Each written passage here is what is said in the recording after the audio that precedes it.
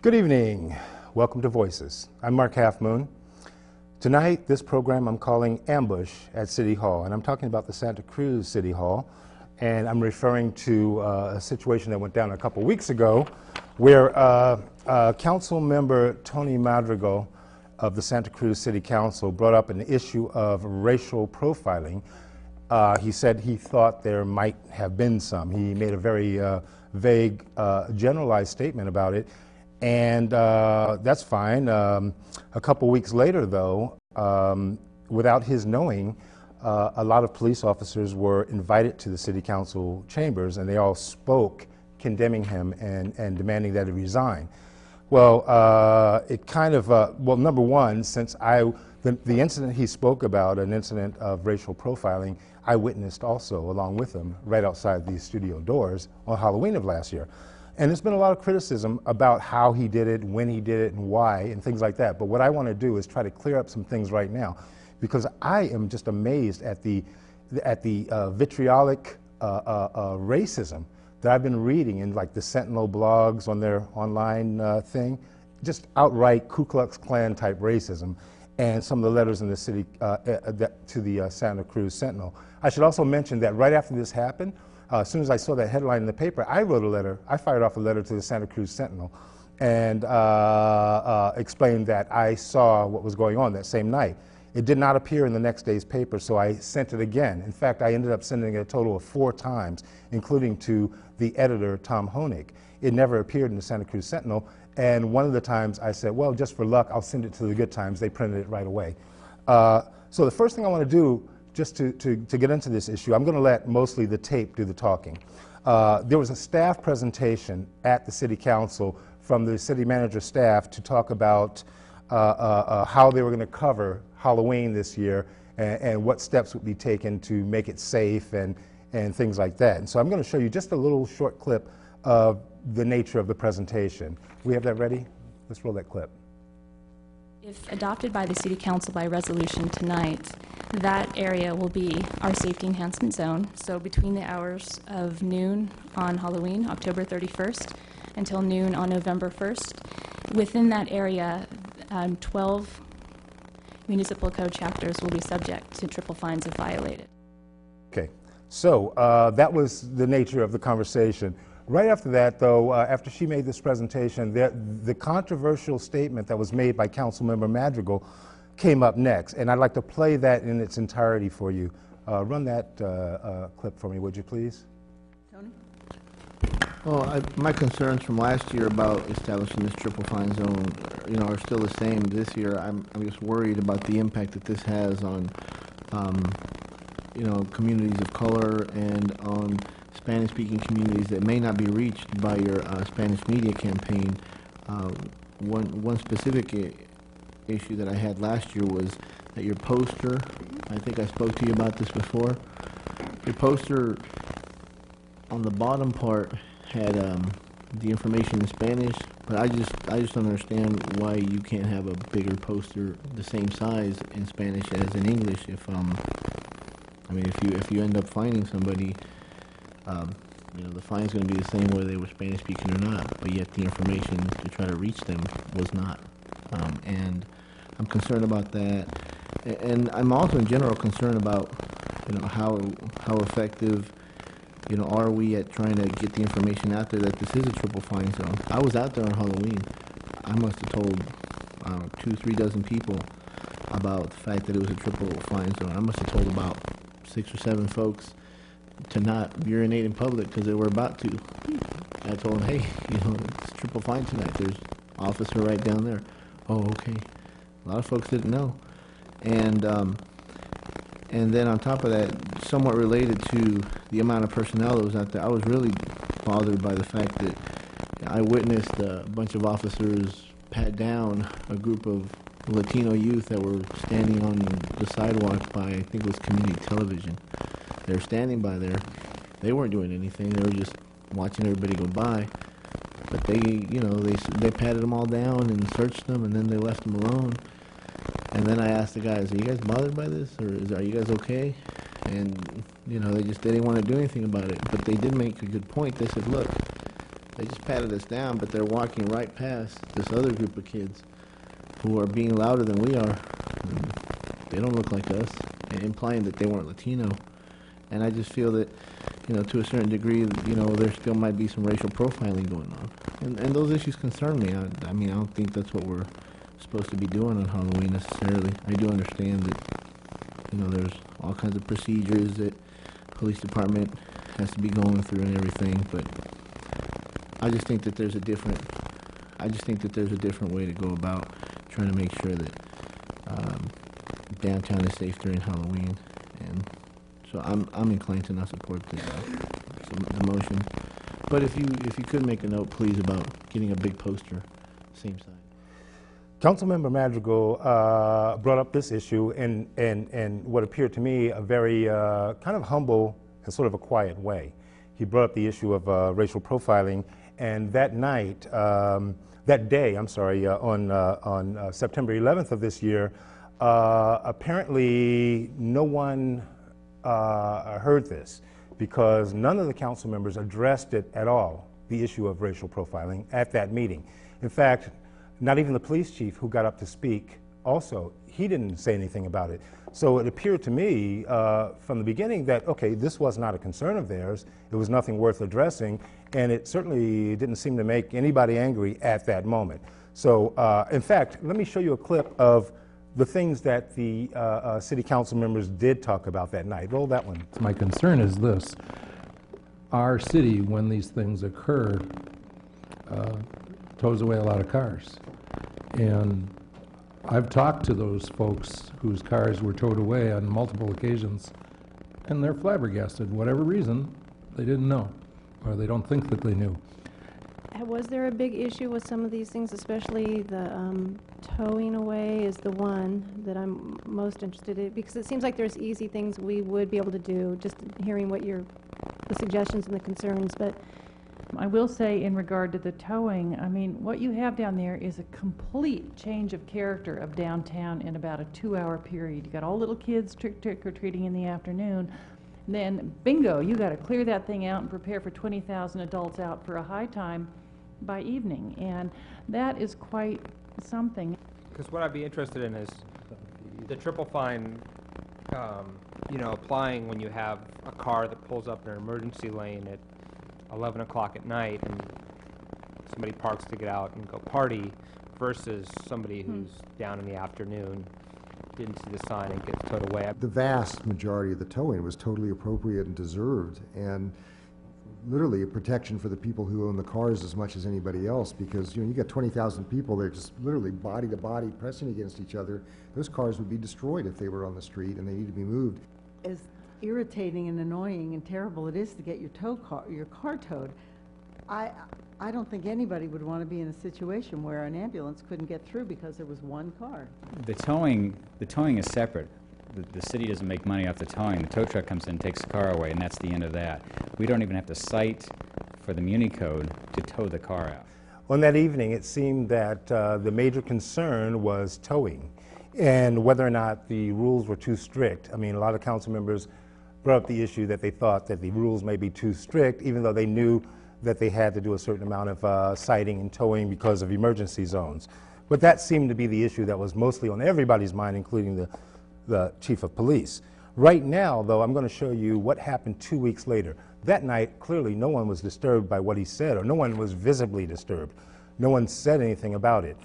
It gives the impression that 2 weeks later, something happened that didn't happen that night. People had time to think about it, or perhaps there was some kind of campaign that was orchestrated by somebody in the city who wanted to either defend the police department against charges of racial profiling, which there really were no charges made, or something was orchestrated. That well, anyway, let me get to what the city council members said about this thing that Tony said, which is something like, he meekly said something about, I think I'm concerned that there might be some racial profiling still going on. Let's look at what they said 2 weeks later. There were comments made, there were accusations levied toward our police department that were mentioned by Councilmember Madrigal that had apparently or supposedly happened a year ago, and for which there was no evidence brought forward. And since that time, in the last 2 weeks, it has become very clear to me that those comments have had much more impact than they might have had if they were just said by any other citizen. We as elected officials know that our words carry weight, and they have the power of bringing the community together or dividing it. And I find that my personal experience with our police department has shown no evidence of racial profiling. I rather have seen evidence that we do not racially profile. And you know, that's a specific thing that can be measured and identified and has been in other communities in the past. And we have done studies here, as you know. And I am so disturbed that there would be comments made like that with no evidence attached to them and no formal complaint of any kind having been made in the past about it, that as your mayor, I want to say publicly and formally that I disassociate myself with those comments. I want our police department to know that most of the people who live in this community trust you, have confidence in you, know that you are out there walking toward the scene of a problem where most of us are running away from. And if there ever were something that certainly I or any other council member or member of this community saw that we thought was a suspect in some way, I would hope that we would all report it immediately. I know I certainly would speak to my city manager immediately if that ever happened. I hope that our police officers will understand that you are respected and appreciated, and I trust that this Halloween you will keep us safe and that we will do everything that we need to do as a community to come together and celebrate downtown on Halloween in a really safe and happy way. Thank you very much.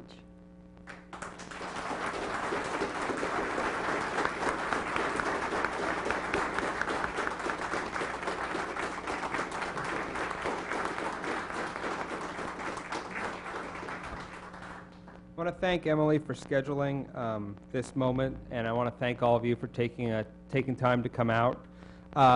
Last or 2 weeks ago during the meeting, when Councilmember Madrigal brought up this point, I voted to increase to have the triple fines, but I also wanted to thank and singled out Lieutenant Escalante, who takes on a very difficult task of running a Halloween every year that is virtually guaranteed to make nobody happy, no matter how it turns out. But it's a job that needs to be done. And I pointed out that I thought he did an excellent job. I was involved in some of the early planning processes, and he brought a lot of the stakeholders into those. And then I was down at the police, I was down on the mall for the last 2 years, and I thought our police do an absolutely fantastic job under very difficult circumstances. Following that meeting, Councilmember Cynthia Matthews and Lynn Robinson and myself went to a roll call meeting of the police department, and we met and we heard your very real concerns about how these comments make your job more difficult, your commitment to our community, and your commitment to not discriminating and to carrying out what we hope, creating the kind of community that we want to create.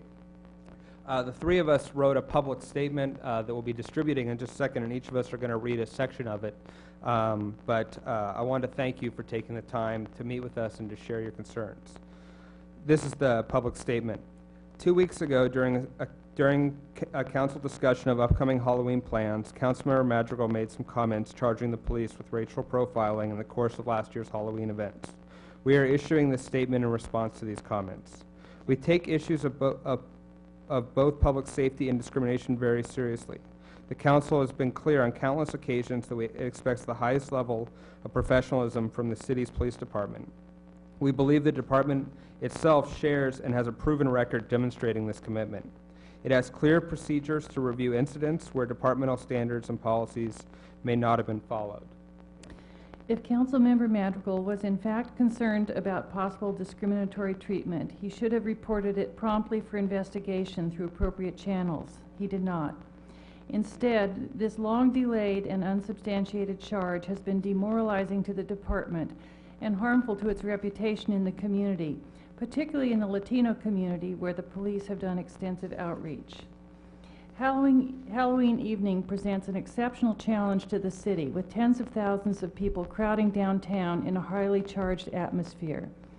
The experience of past years shows that while most revelers are simply there to have a good time, there is unfortunately a very real potential for serious threats to public safety, including life-threatening violence. Last year, city departments undertook a year-long cooperative planning process with several other local agencies to protect public safety downtown on Halloween night. The City Council supported these efforts with increased fines for certain infractions and a broad bilingual outreach program. Thanks to the combined resources and coordination of these agencies, the incidents of serious trouble were noticeably decreased from previous years. Sometimes success is measured by the serious incidents that don't occur, and such was the case last year. The city and its community partners have continued that approach for the upcoming Halloween. They deserve support and commendation for their efforts. Into this discussion, Councilmember Madrigal injected his belated and unsubstantiated charges of racial profiling.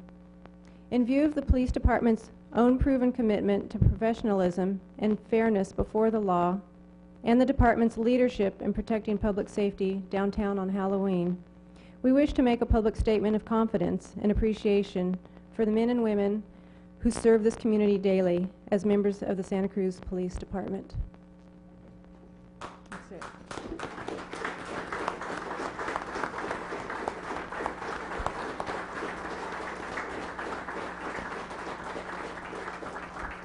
Councilmember Porter? I would just like to associate myself with the remarks both of the mayor and of the three who went to your roll call. I've thought a great deal about the situation that arose as a result of these remarks, and I have to say that I wondered when I talked about the tow truck feeding frenzy whether I was insulting anyone, but I was taken off the hook by the fact that someone else said something else. I think maybe there is a missing ingredient in our discussions that maybe we should have that we don't have right now. And that is, there should be a protocol in writing agreed upon by or adopted by the council that says if you have a concern like this, here's how you deal with it. Because clearly that doesn't really exist, although it exists informally, and we have a direct pipeline to the chief, we have a direct pipeline to the city manager, but sometimes we do our best work in reaction to things.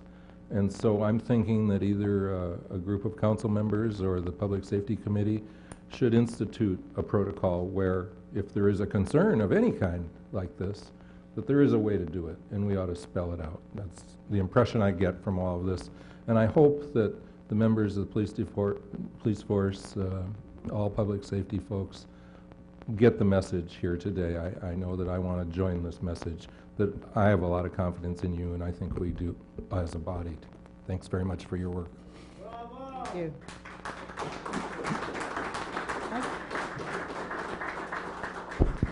I basically published my views on this issue in an op-ed piece in the Santa Cruz Sentinel, and I would recommend people read that if they have any questions about my views of the matter. I do think that the situation for council members is very different than members of the public. Members of the public can have whatever views they might like, and they can express whatever views they would, but we sit in a particular position up here as council members where we have an obligation.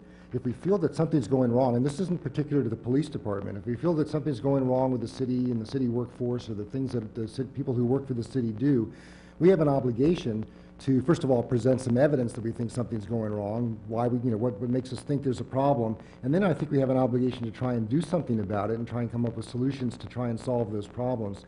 And I think that was the problem. It's not that it's not impossible to imagine that racial profiling goes on in any department, any part of our city. We live in a very racist society. it's very likely that all of us from time to time slip into those kinds of presumptions about other people that are really problematic and difficult and wrong. But we're not going to change that situation if we don't find practical ways to address it, and actually, when we see those kinds of things going on, address them at the time, and not make generalized kinds of comments that are not effective in actually changing the conditions that we're concerned about. So that's what I tried to express in that Sentinel editorial, and that's the views that I hold, and I appreciate the comments others have made. Thank you. Anybody else? Comments? Well, I want to thank all the officers for being present. I had a few comments I wanted to share. Last time when I spoke, I shared why I had opposed the fines last year. I was concerned with how it would impact poor people, people of color, non-English, Spanish-speaking communities, and especially young folks.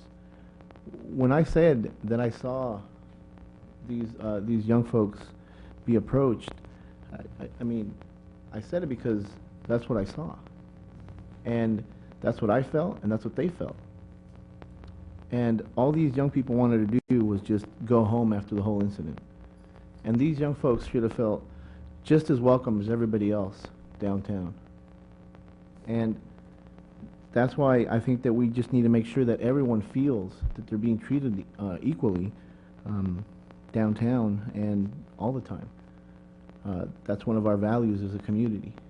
And I really hope that this can be the beginning of a community dialogue about how can we improve upon the way that we do business as a city. It's not easy to speak up. And last year, I really remember how these young folks, they just didn't want to do anything about it. They just wanted to go home. And it just shouldn't have to be that way. You know, I just want to be clear and say that, you know, I do appreciate the work that all the women and men do in the police department.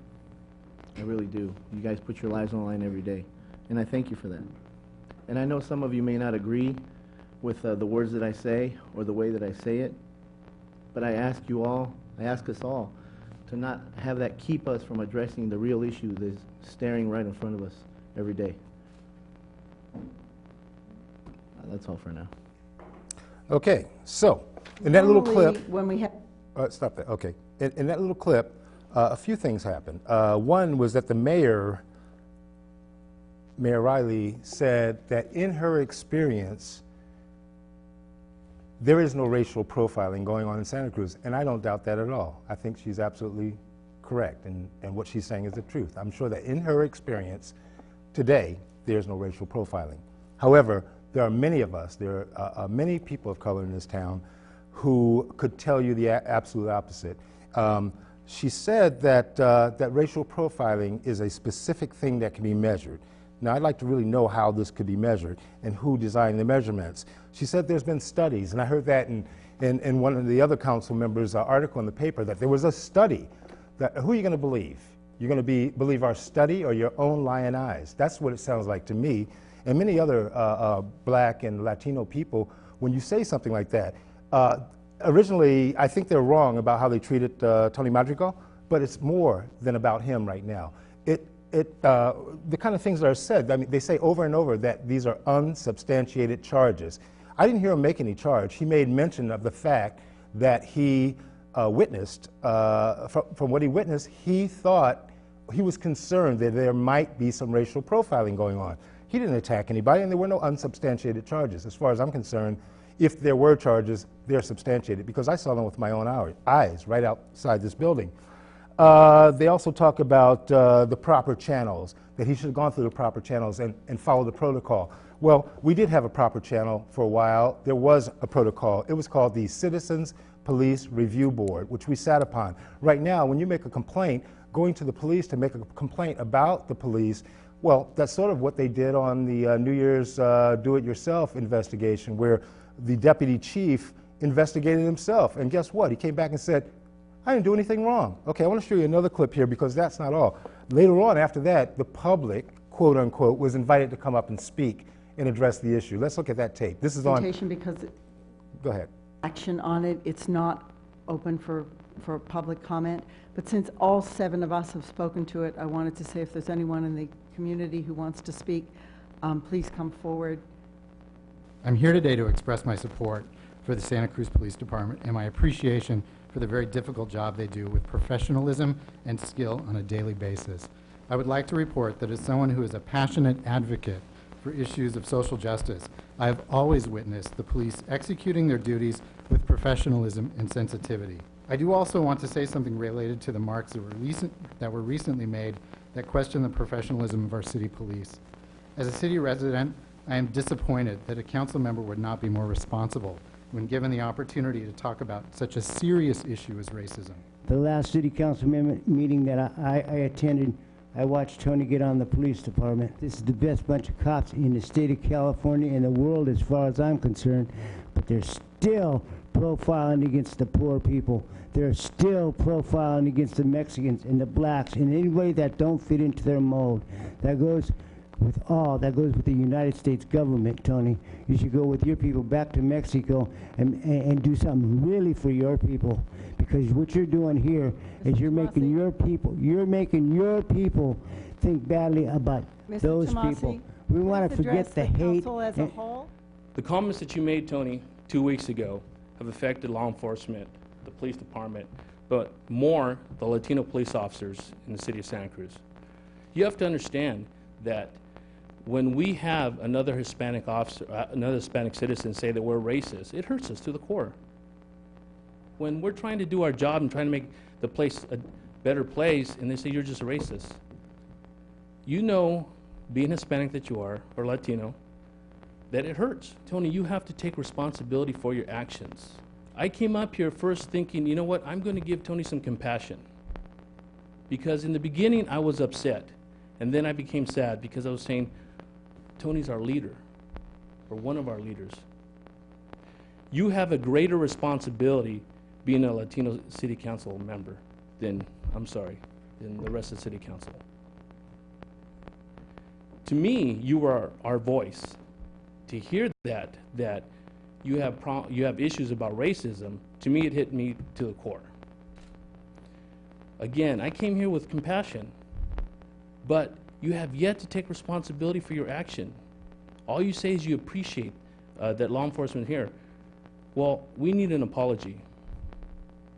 I take that back. Before I came up here, I wanted an apology. I am now asking you to step down. The apology, you had the opportunity to give the apology. You still don't have. Your time is up. I'm sorry. You need to take responsibility for your actions, Tony. Thank you. Thank you very much, officer. The larger looming issue here is one of perpetuating the myth. You see, when unqualified statements are put forward like that, and responsibility to investigate and learn what has occurred is not followed through on, what happens is you have individuals out there who will believe the myth. They will believe the myth that the police department racially profiles. They will believe the myth that this happens on a regular basis. But by perpetuating the myth, he failed to take responsibility. Councilmember Madrigal led everybody to believe that the police department profiled a group of Latino youths. And everything that I've read up to this point, he doesn't address anything that led up to it. We have cause to do action, and he doesn't know what led up to that. The second thing that was said was that he believed that there was racial profiling going on within the police department. And those statements were made in this forum, which was inappropriate.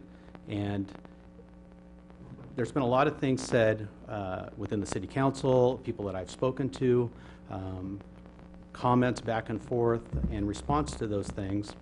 But ultimately, this is not the proper forum for those comments.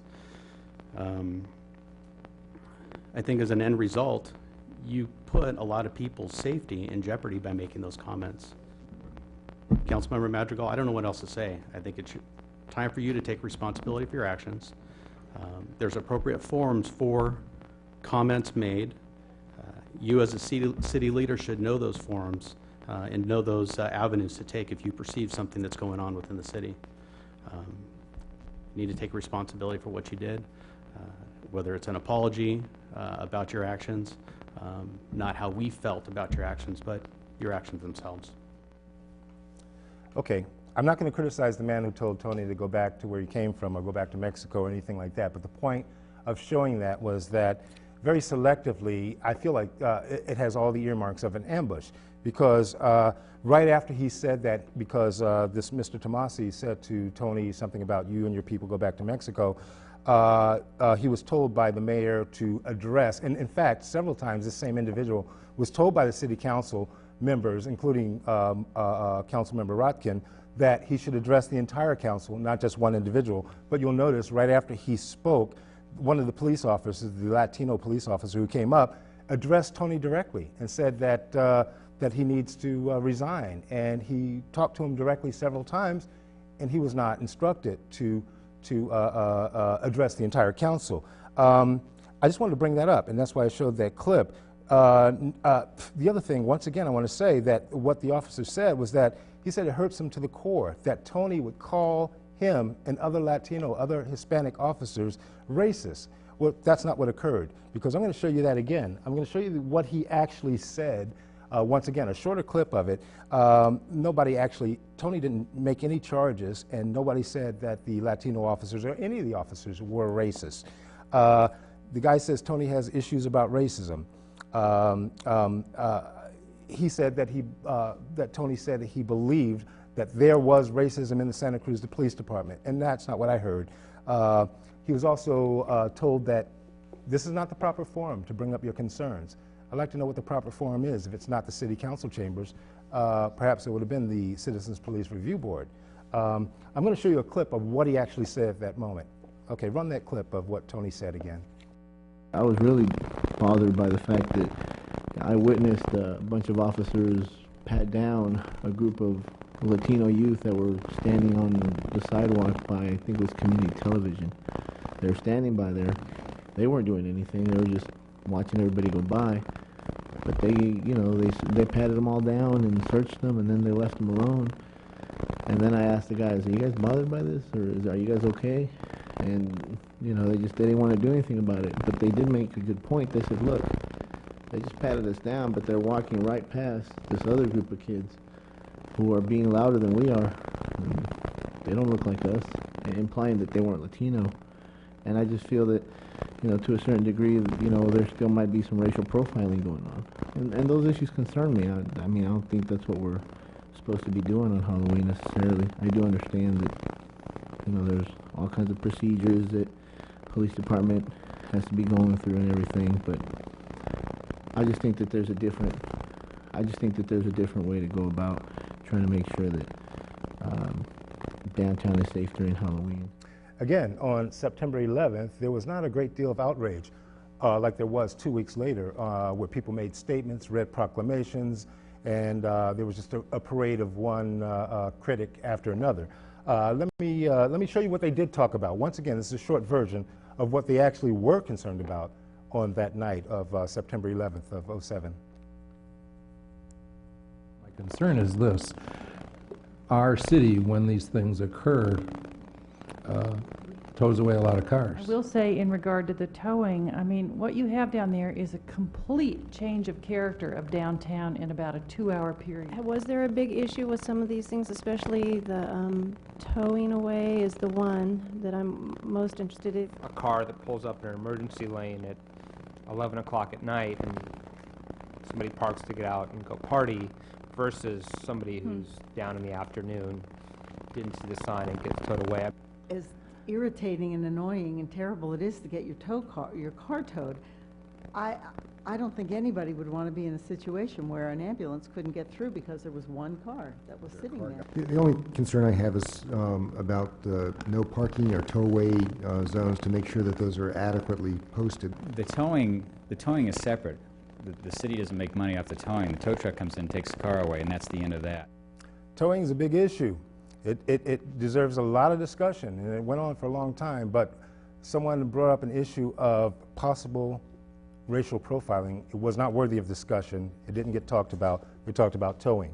The other thing I want to make a mention of is the Santa Cruz Sentinel, where I wrote the letter and they didn't publish it. The Good Times fortunately did write a letter explaining what I saw when I was there that night. What I want to say is that they didn't mention, in all the articles that you read in the paper, they quoted everyone who criticized Councilmember Madrigal, but there was not a single quote from anyone who supported him or anyone who was not critical of him. And here's an example. That evening, during the real oral communications, because remember, the part with all the police officers when they spoke, that was not oral communications. That was the afternoon session where they don't really have oral communications.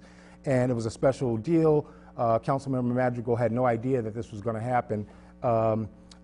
Here's what happened that evening. During the oral communications, there were other people who did speak on the matter, and I just want to get their views seen in the public here. Let's see that tape.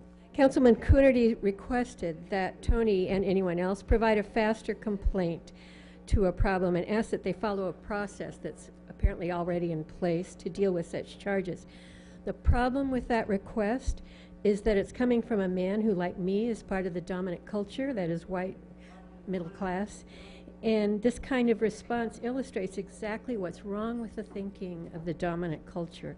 The process was set up by the dominant culture and doesn't take into account the kind of problems it creates for people of color, for poor people, for any minority.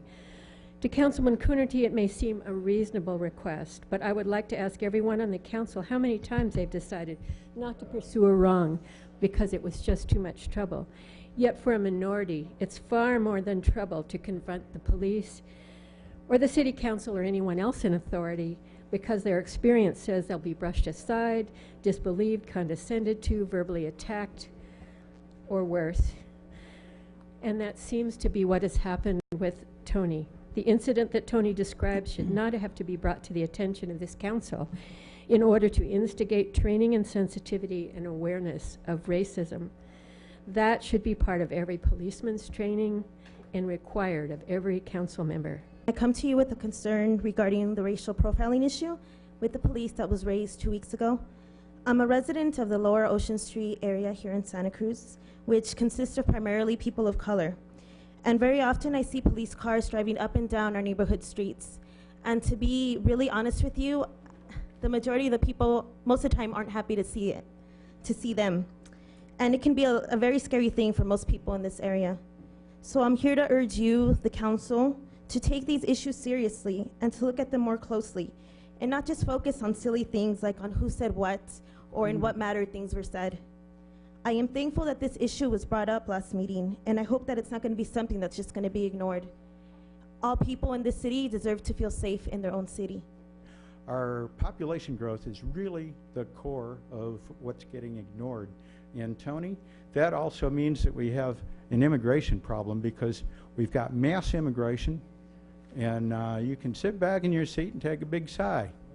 But we are talking about unsustainable immigration, and that's our population problem in this county. I don't know if you know Wanda Conroy Knight, a friend of mine. She's very short. She's African American. She's finally gotten long hair, very short hair. And is a very careful driver. She has been stopped almost a dozen times for no reason. Check her license in the San Fernando Valley, San Lorenzo Valley, and here in Santa Cruz. Now, we do want police to investigate, that's their job, but they do have to go to the laws of civil rights and human rights.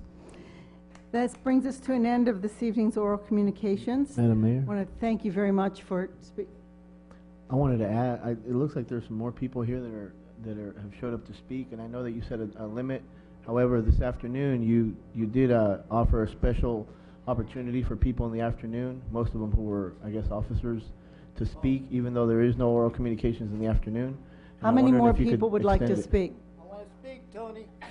Two? And let me just, if I could just say in Spanish, veo que hay personas aquí nuevas que no estaban aquí anteriormente que quizás vienen a hablar y quería saber si pueden levantar la mano los que desean hablar aquí al micrófono, por favor. Okay. I wanted to ask if you could extend it. And I just wanted to raise my hand too. So how many more people would like to speak? These two here and Mr. Tomasi? Okay, that'll be the last. No, and Mercedes has someone. Oh, Mercedes has someone? Okay. Back there. About 5 or 6. Okay, so what we'll do, we have, somebody count the hands for me. 5. Okay, we have 5 speakers. We have 6 more speakers, which means we'll probably not finish this until 8 o'clock, thereabouts. We'll take a 5-minute break to clear the room before we begin our evening session. Next speaker. How many minutes, Emily? 2. My name is Carlos Mendoza. I'm here on racial profiling, and I think that it was a great thing that somebody brought it up because it's a issue that affects our community. I used to live in Lower Ocean, and I had many friends from the beach flats.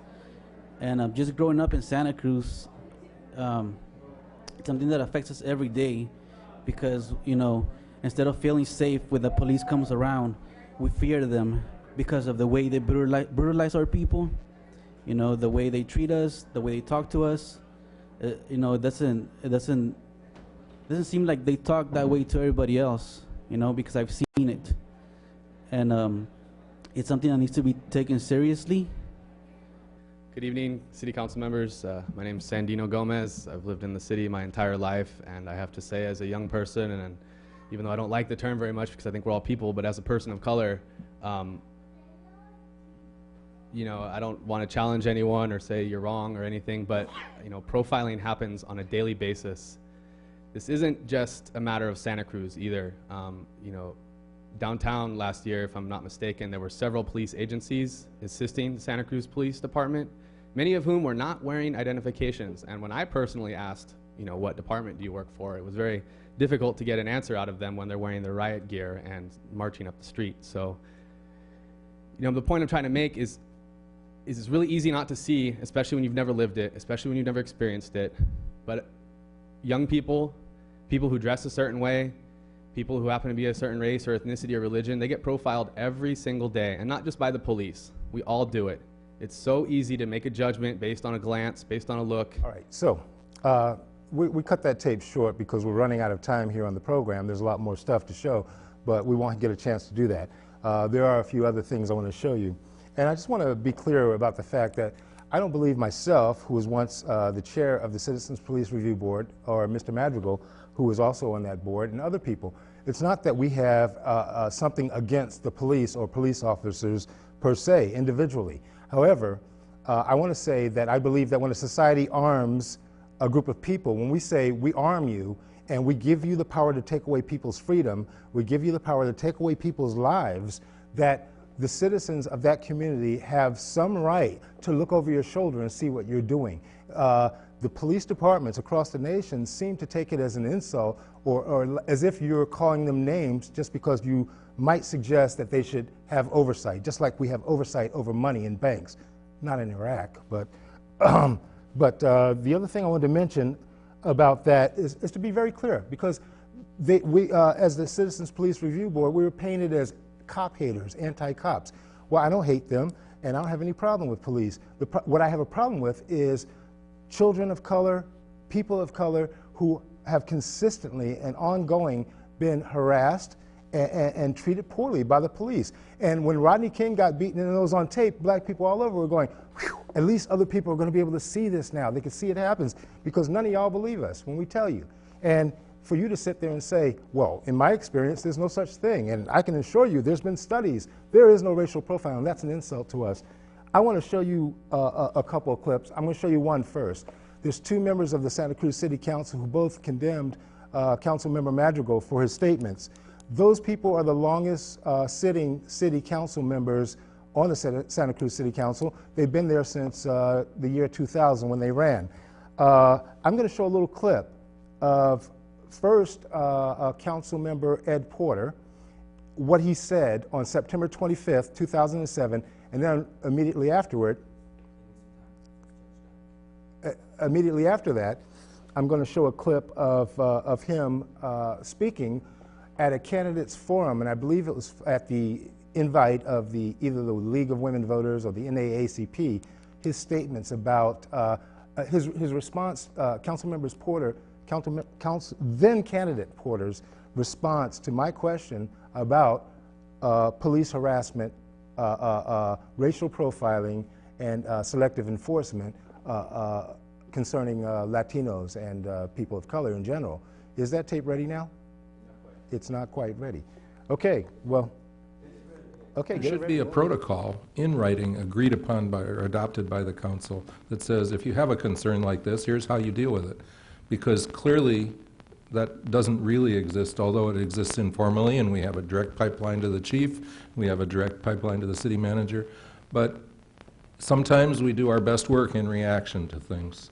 And so I'm thinking that either a group of council members or the Public Safety Committee should institute a protocol where if there is a concern of any kind like this, that there is a way to do it, and we ought to spell it out. That's the impression I get from all of this.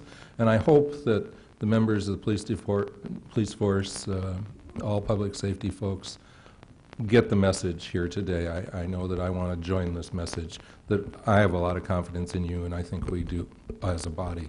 Thanks very much for your work. Thank you. One of the important things that we should do as a community regarding the police is actually actively take charge of police policy. One of the things that I'm concerned about is that in many cases it appears that the police department is autonomous.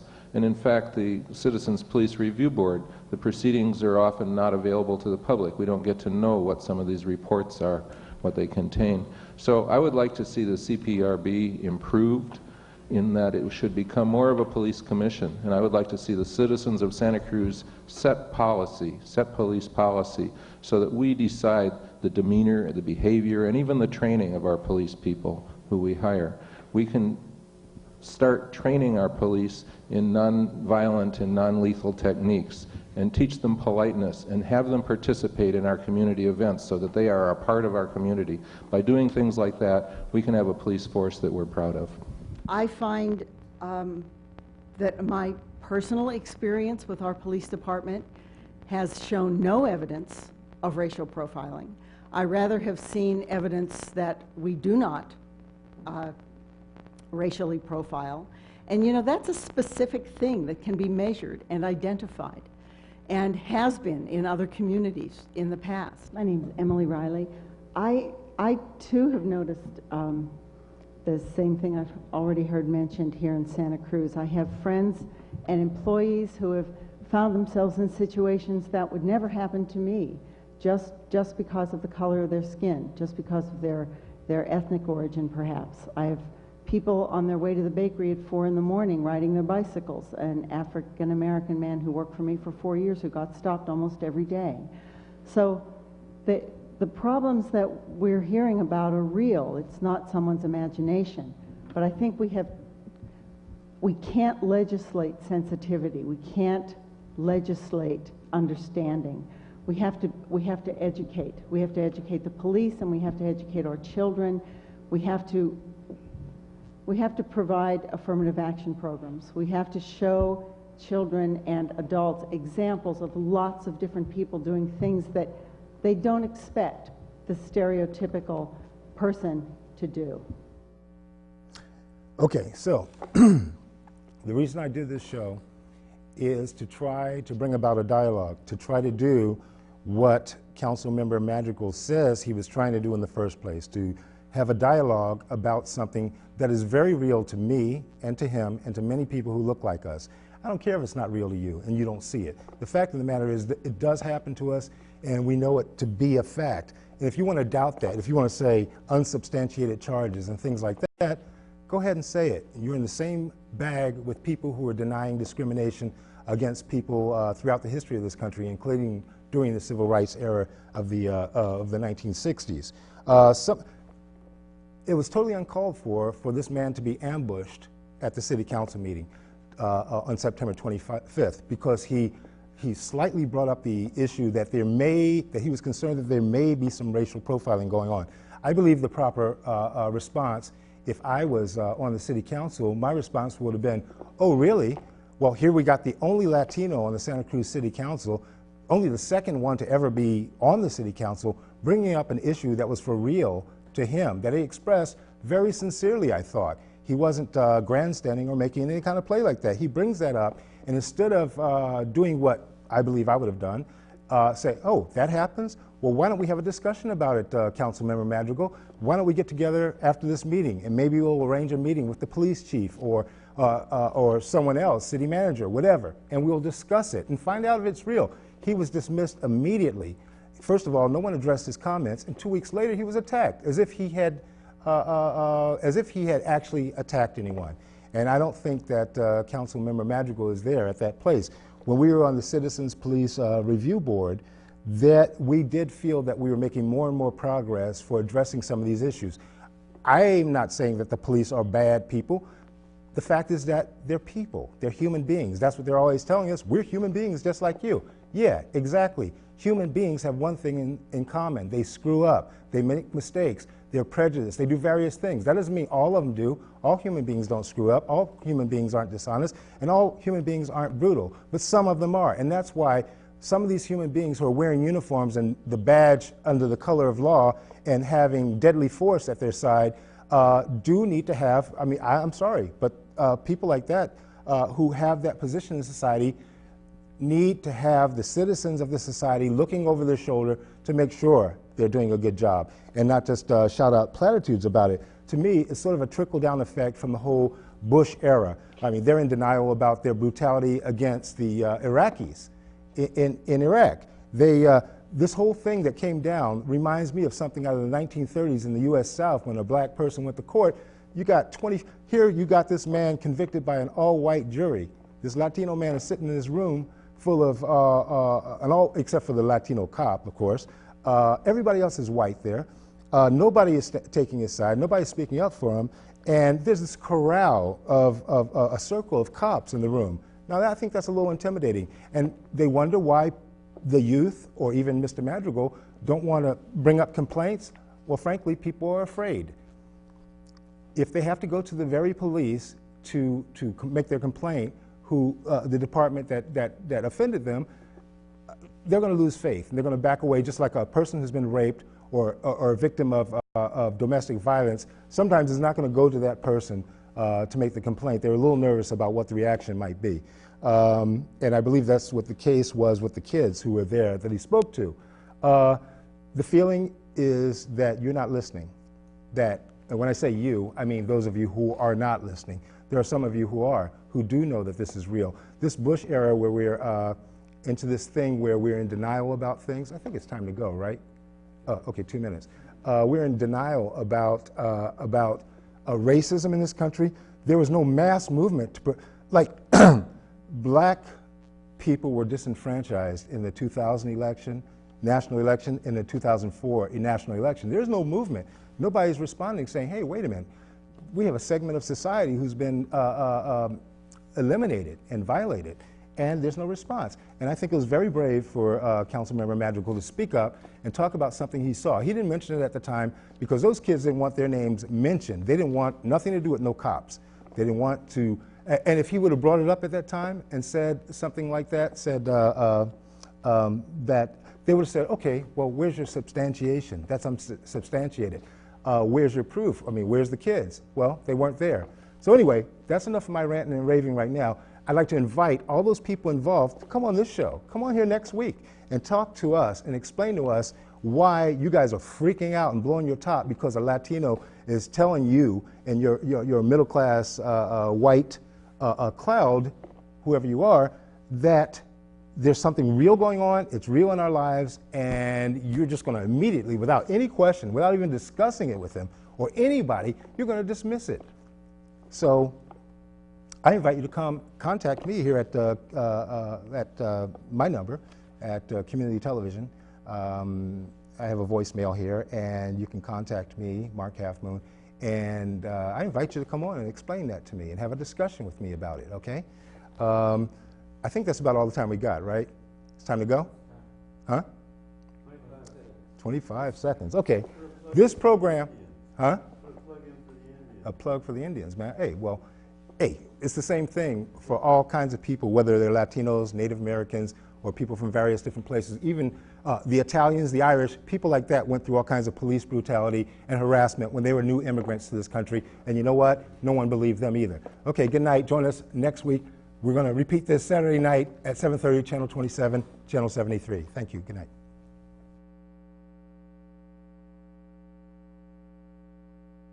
I would like to see the CPRB improved in that it should become more of a police commission, and I would like to see the citizens of Santa Cruz set police policy, so that we decide the demeanor, the behavior, and even the training of our police people. Teaching them how to honor other people, stepping up our police review board so they're on the forefront, so that when something does occur, they deal with it immediately. They deal with it up front. It's our police force, and our police force is reflective of this community. We cannot shy away from the issues. We have to address them immediately. I believe that we should strengthen our Citizens Review Board, the Police Review Board, and to become more, and the citizens should be encouraged to become more involved in that review process. We have to demand absolute justice from our police department. We have to demand, and we have to not just ask for it, but expect it. Expect that our police are going to behave themselves and they're going to act rationally.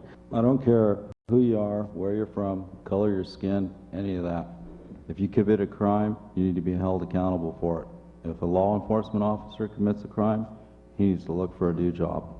We also need to set up a Citizens Police Review Board that has the ability to hire and fire police, and people on that police review board who really want to do something about it. I took upon myself, working very closely with Catherine Byers, to write the Civilian Police Review Board legislation and bring that into being.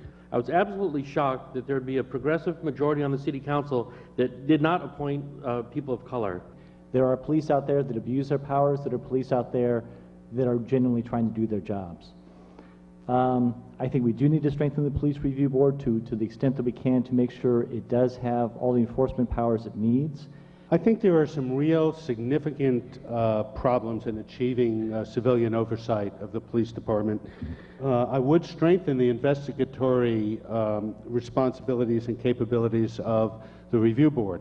I have friends and employees who have found themselves in situations that would never happen to me, just because of the color of their skin, just because of their ethnic origin, perhaps. I have people on their way to the bakery at 4 in the morning riding their bicycles, an African-American man who worked for me for 4 years who got stopped almost every day. So the problems that we're hearing about are real. It's not someone's imagination.